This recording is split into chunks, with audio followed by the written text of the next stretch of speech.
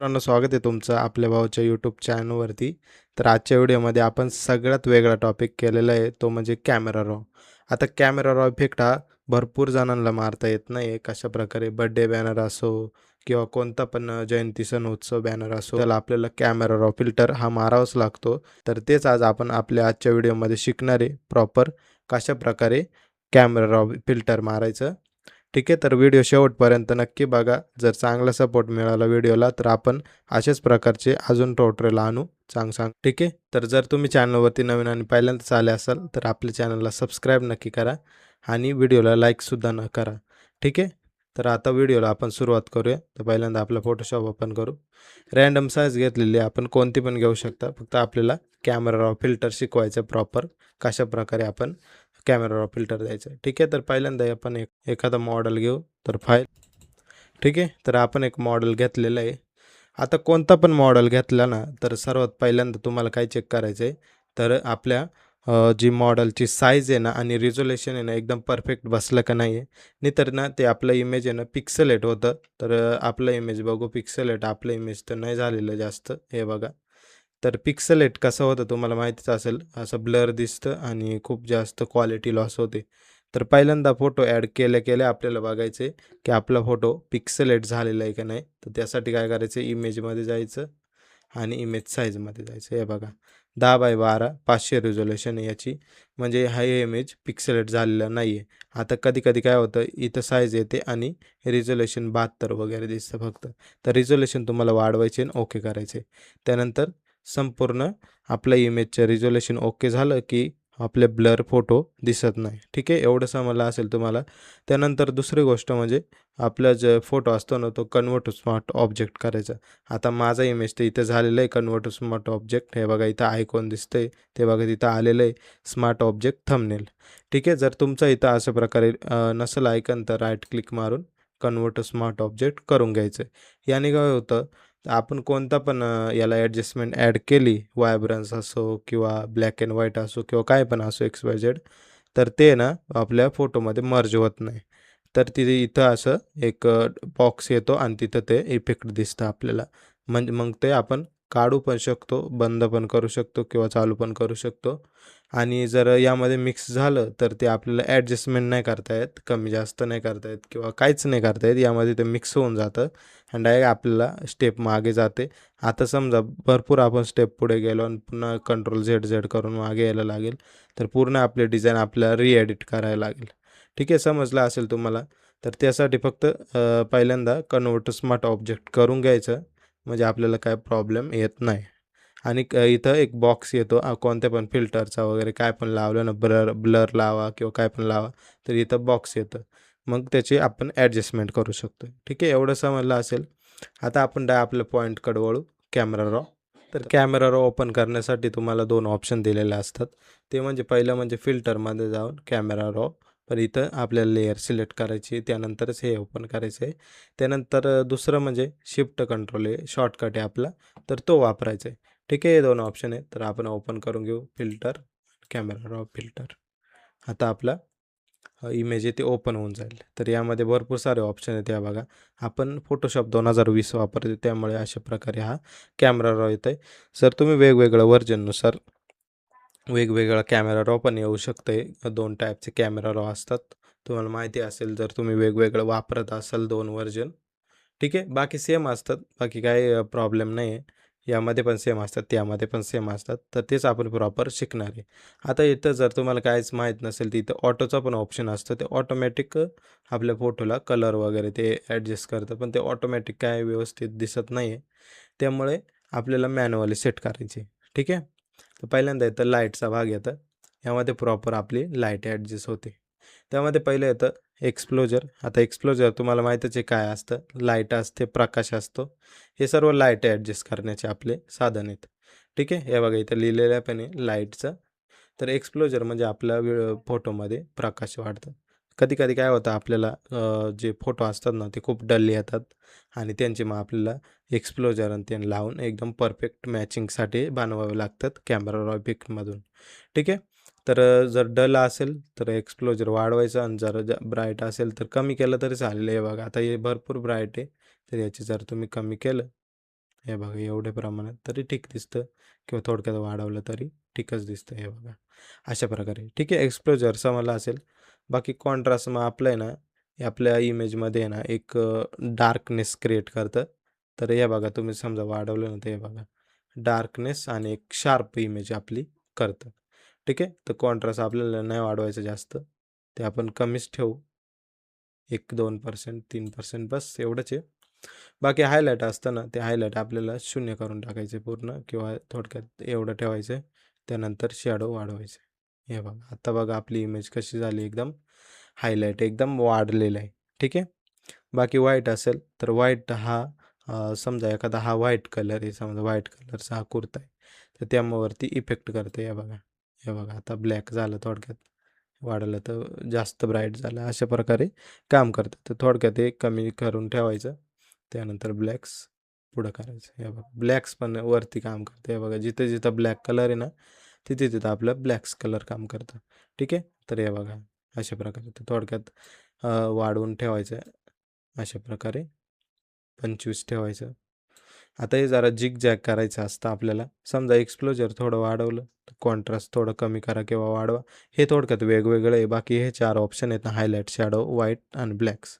हे काय करायचं, शॅडो कमी केली सॉरी हायलाइट कमी केली, तर शॅडो वाढवायची आणि व्हाईट कमी केला, तर ब्लॅक्स वाढवायचे. आता इकडं बघा हा कमी आहे, हा वाढवलेला आहे, हा कमी आहे, हा वाढवलेला आहे. असं जरी केलं ना, तरी आपली इमेज प्रॉपर लाईट ॲडजस्ट होते आपल्या इमेजमध्ये. ठीक आहे. एवढं समजलं असेल तुम्हाला. बाकी त्यानंतर आहे ना आपल्याला कलरवर जायचं आहे. आता कलर काय करतं? इथं बघा काय आहे टेम्परेचर आहे, टिंट आहे. आता टिंट आहे ना हा टेम्परेचरवरती आधारित असतं. ठीक आहे. हा पण तसंच करायचं असतं. आता हे कशासाठी काम करतं? तर जर तुम्ही फोटोग्राफर वगैरे असाल, तर त्यामध्ये वेगवेगळ्या टाईपचे बघा लोकेशनवरती तुम्ही इमेजेस क्लिक केलेल्या असतात आणि काय-काय भागामध्ये खूप जास्त समजा म्हणजे नाही का काय-काय ठिकाणी तुम्ही फोटो केला तर त्याची जास्त ब्राईटनेस असते किंवा वेगवेगळा टोन आलेली असते इमेजेसला, तर ते ॲडजस्ट करण्यासाठी हे असतं कलर ॲडजस्ट. ठीक आहे. तर यामध्ये काय करायचं समजा टेम्परेचर आहे. आता हा ब्लू केलं तर आपली इमेज आहे ना ब्लू होते. हे बघा. अशा प्रकारे वाढवली. हे बघा ब्लू झाली. इकडे केली तर येलो होते. तर जास्त काय आपल्याला नाही करायचं. थोडक्यात व्हाईट असलं आणि थोडक्यात ब्लू कडे करायचं 1-2% हे बघा अशा प्रकारे. त्यानंतर टिंट आहे ना थोडक्यात वाढवायचं. हे बघा प्रॉपर इमेज दिसते. बाकी व्हायब्रन्स आहे ना आपल्या फोटोमध्ये सर्व कलर वाढवतं. काय करतं? सर्व कलर आपल्या फोटोमध्ये वाढवतं. तर हे बघा आपण समजा हा वाढवला व्हायब्रन्स वाढला, की हे बघा कलर गोळा व्हायला सुरुवात झाली आणि त्यानंतर सॅच्युरेशन वाढवलं ना, तर फुल कलर होतात. हे बघा. हे बघा फरक जाणवत असेल हे बघा. आता बघा ब्लॅक अँड व्हाईट झालं. हे बघा. हे बघा फुल कलरफुल झालं. अशा प्रकारे व्हायब्रन्स आणि सॅच्युरेशन काम करतं. जर कलर वाढवायचा असेल प्रॉपर, तर इथून व्हायब्रन्स वाढवायचा थोडा आणि त्यानंतर सॅच्युरेशन वाढवायचं. ठीक आहे. एवढं समजलं असेल तुम्हाला कलरचा. त्यानंतर बाकी राहिला आपला इफेक्ट. आता इफेक्ट म्हणजे यामध्येच भरपूर महत्त्वाचं काम आहे आपलं. टेक्स्चर.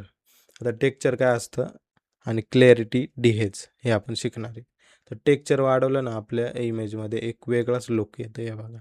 तर बघा टेक्स्चर वाढवलं ना हे बघा. डिटेल जास्त क्लिअर झाले आपल्या. हे बघा तुम्हाला समजा थोडंसं थोडक्यात झूम करून दाखवू आपण. हे बघा. अशा प्रकारे समजा आपण टेक्स्चर वाढवला, तर हे बघा डिटेल वाढतात. हे बघा.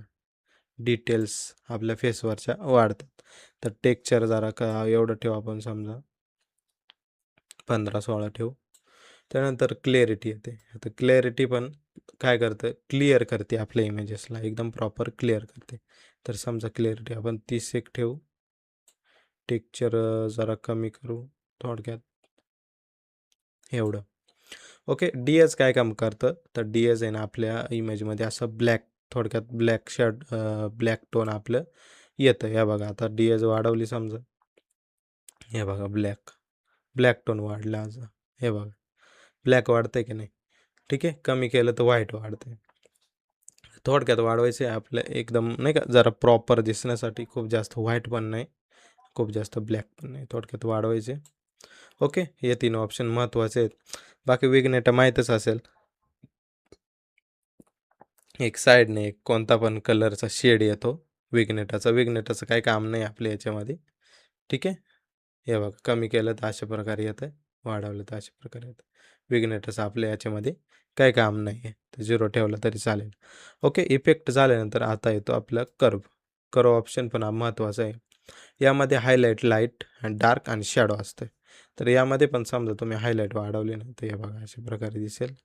त्यानंतर हायलाइट वाढवली की इकडे शॅडो कमी करून टाकायचं. हे बघा अशा प्रकारे. ठीक आहे. समजलं असेल तुम्हाला. बाकी लाईट सेम आहे, लाईट वाढवतं अशा प्रकारे कमी करतं. ठीक आहे. तर थोडक्यात कमीच करू आपण. त्यानंतर डार्क पण तसंच आहे. डार्क जरा चांगलं आहे. आपले इमेजमध्ये एक वेगळे टोन ॲड करतं व्हाईटमधली. ठीक आहे. तर अशा प्रकारे आपण सेटिंग ठेवू. इथं बघा चेंजेस होतात. प्रत्येक इथं इकडे चेंज केले का इकडे पण हे कर्व वगैरे चेंज होतात. आता लास्ट भाग आपला. ठीक आहे. तर आता येऊ आपण शेवटच्या ऑप्शनकडे, आपल्या डिटेल्सकडे. तर डिटेल्स काय करतं हे 3 ऑप्शन. शार्पनिंग, आता हा पहिला आहे शार्पनिंग. तर यामध्ये शार्प होतं आपलं इमेज. तर वाढवलं ना तर आपलं इमेज शार्प होतं. या बघा अशा प्रकारे शार्प होतं. ठीक आहे. समजलं असेल. बाकी नॉईज रिडक्शन काय करतं, आपलं फेस आहे ना ते क्लीन करतं एकदम. हे बघा आता हे बघा हे खड्डे-खुड्डे येते दिसतेच समजा. तर वाढवलं ना एकदम स्मूथ इमेज दिसेल. हे बघा हे बघा स्मूथ झाले आपले. फुल स्मूथ होऊन गेलं आपलं फोटो आहे जे फेस आहे ना ते एकदम स्मूथ होऊन गेलं. कसलंच त्यामध्ये नॉईज वगैरे सर्व काही हटलं. आता बघा चेंजेस बघा. कमी केलं हे बघा अशा प्रकारे येतं आहे. हे बघा खड्डे-खुड्डे खूप जास्त येतं आहे. आता कमी वाढवलं ना तर एकदम प्रॉपर दिसेल. हे बघा फुल स्मूथ झालं अशा प्रकारे. ठीक आहे. तर अशा प्रकारे आपलं कॅमेरा रॉमध्ये आपण मारू शकतो.